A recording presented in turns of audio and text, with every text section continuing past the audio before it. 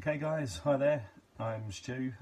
Here's just some impressions that I'm trying to kind of bring back, ones that I used to do years ago that I thought I'd just try recording and see what people think.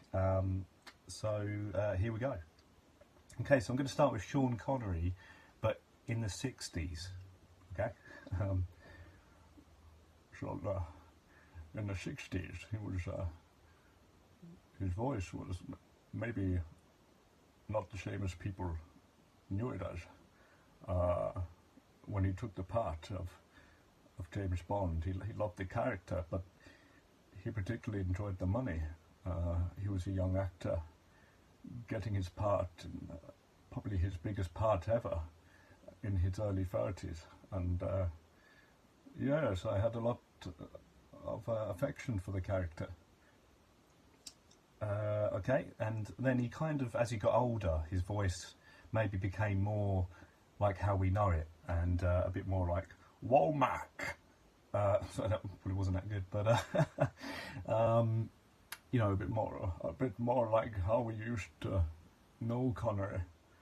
And with age, his voice just wasn't quite the same. If you saw him in some of his later films. As I said, some of these I'm doing for the first time in a long time, so bear with me with them. Any advice, please note it down in the comments.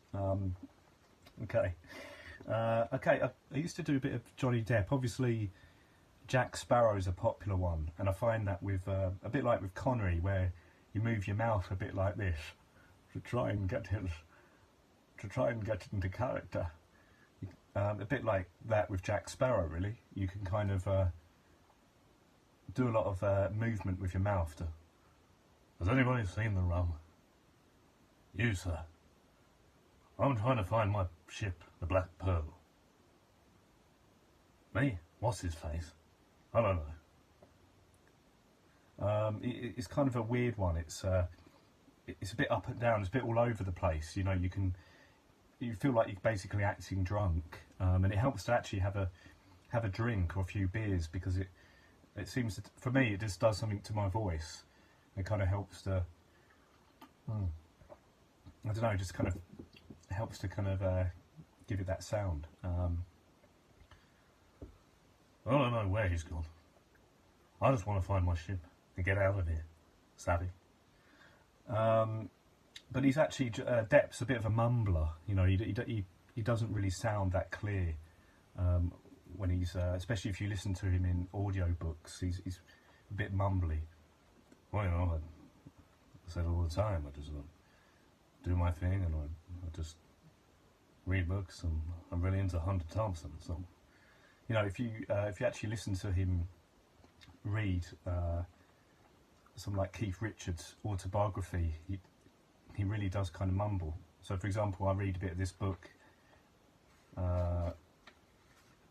Yeah, so like, I was considering this, watching the palms flash me, and feeling the sun on my face, when I was suddenly thrown against the windshield as it came to a screeching halt.